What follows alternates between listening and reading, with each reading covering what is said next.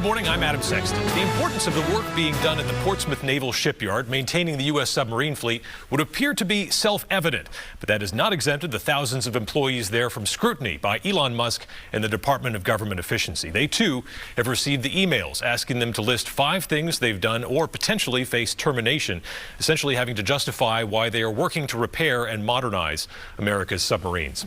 Here this morning to discuss this issue is the president of the Metal Trades Council at the shipyard, Alana Schaefer. Ms. Schaefer, thanks for joining us. Thank you for having me. All right, and also the CEO of the Shipyard Association as well. So you've got the many titles. Yes, chair of the Seacoast Shipyard Association, absolutely. So take us through, this first email when that came in, essentially from Elon Musk saying, hey, give us your 5 points. How did that land with the people you represent at the shipyard?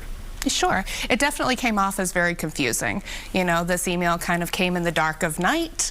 People see tweets from Elon Musk saying, hey, this email is going out to all federal workers. If you don't respond to it, you're going to be fired.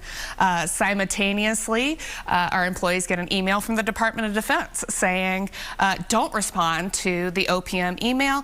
We evaluate our own employees. At the same time, we see our commander-in-chief saying, if you don't respond to this OPM email, you're going to be fired or semi-fired. And so there's a lot of different conflicting messages that were coming from across different government entities. You're working on nuclear submarines. I'm sure Absolutely. There are a lot of things that you can't even tell your family about what you do in an average workday. So what are the potential concerns with having to put some of that work in writing in an email and then send it off to who knows who? Sure, absolutely. And it's no secret the workers at Portsmouth Naval Shipyard that I represent do hold government security clearances because the work that they do is very sensitive. It is very classified. They're taught that from day one, that these aren't things that we discuss. So to take that work, which, by the way, these employees are already reporting in depth to their supervisors at the end of each shift, and ask them to put that into an email and ship it off somewhere where we don't know who's going to see it. That definitely causes a lot of anxiety and confusion. And this was an interesting thing when we were talking before. You were saying, it's not like everybody at the shipyard is walking around with a laptop or a desktop with a computer, are they? No, absolutely not. As a matter of fact, of the 3,650 workers that I represent inside of the metal trades, very few of them even have access to computers. These aren't administrative techs. These aren't people sitting behind computers every day. These are welders, these are painters, these are electricians. Their job is to have tools in their hand down on the submarines, working day in and day out every day to make sure that we can safely execute delivering those boats back to the fleet so that they can do their mission. So not exactly the stereotypical idea people might have of a federal employee. They're not at a desk, they're not sitting there at a computer. If you ask them, hey, can you compose an email and then send it, this is almost like, hey, how are we going to find the resources to do this? Absolutely, because again, that's not what they do.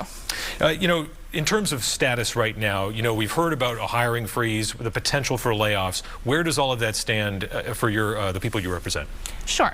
So we know that the Office of Personnel Management did put out guidance across all agencies that they're to be working on this plan to restructure the federal government to include initiating reductions in force, right? The Department of Defense has come out and said, we're going to eliminate 5 to 8% of our workforce across the board. We know that each of the entities of the government, including the Department of Navy, have a deadline right now that's coming up at the end of next week to submit what those mass reductions in forces are going to look like. So, we stand by and we wait anxiously to see, what that exact effect is going to look like for our workers. There's been this big focus on probationary employees as well. How are probation employees a little bit different at the shipyard? Sure. So, when people think of probationary employees, I think maybe they get this impression that those employees are just new and it's easy to let them go. However, the probationary employees at the shipyard, right from day one, have started very intense training programs. It's no secret, we already discussed, the work that we do is very intricate, it's very detailed, and these employees, the Department of Defense, the Department of Navy has already spent money, time, and effort in training and investing in them, because by the way, we know that as we expand from a 3 to a 5 dry dock shipyard at the shipyard, we have so much work looming over us. If we don't have those workers trained and ready to go for that work, we're not going to be able to keep up with the Navy's demand.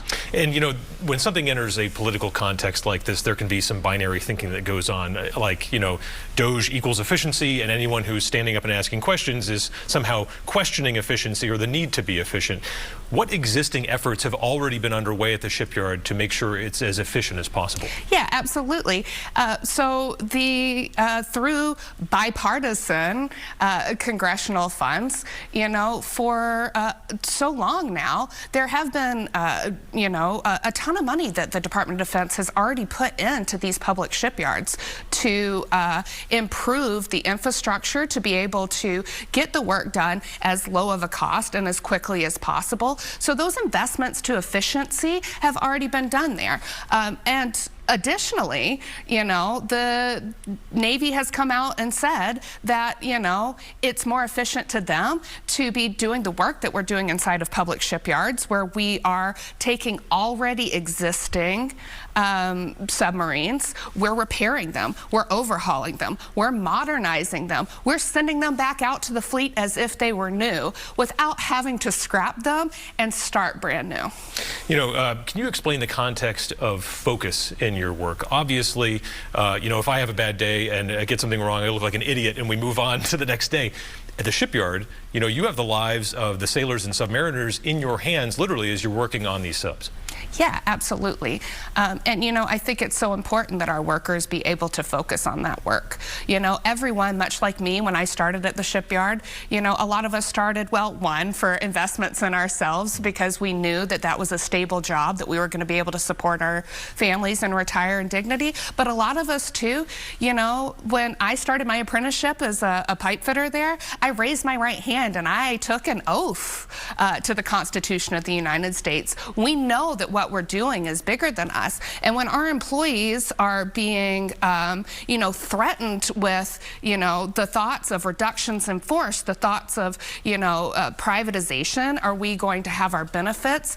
Are we going to be able to continue to sustain the life that we're sustaining? It makes it very, very difficult for them to focus on the mission that they need so desperately to be able to focus on right now. And ultimately, that affects our national security. You know, it's important to point out, for you guys, this isn't a partisan thing. I'm sure a ton of your members voted for President Trump. This is about just standing up for the work that you're doing, essentially. Absolutely. And as we mentioned, the work that's done at Portsmouth Naval Shipyard, this is bipartisan. You know, I think that a good example of that would be very recently Senator Shaheen of New Hampshire and Senator Collins of Maine, who sit on two separate sides of the aisle, joint signed a letter to send to the Department of Navy explaining why the important work that we do at Portsmouth Naval Shipyard needs to continue. Adding to a little bit of the whiplash here, President Trump just announced in his address to Congress that he wants to create an Office of Shipbuilding and do more for the nation's Navy and potentially submarines as well. What was the reaction when you saw him and heard him say that? Sure. So, you know, I've done a little bit of research into what that looks like, and I think what concerns me and what we need to understand is that this is all focused on private industry. This is focused on that shipbuilding. And as we've already discussed, you know, bipartisan money has already gone into, you know, investing into our public shipyards so that they can not build ships, but they can modernize, they can overhaul, they can extend the life of the submarine fleet that's already there. And while, you know, it's great to see that money going to my brothers, sisters, and siblings in the private industry, we can't forget the path that we're already on and the destruction that's going to be caused if we come off of that path. And when you guys had your press conference recently, you know, you talked about reviving some of the spirit potentially of 2005. You do have Paul O'Connor still around, you know, and this is a new generation of workers at the shipyard. Sure. But, you know, 20 years ago, there was the base realignment and closure, and it was really you guys who stood up and said, hey, you know, the shipyard is doing good work here.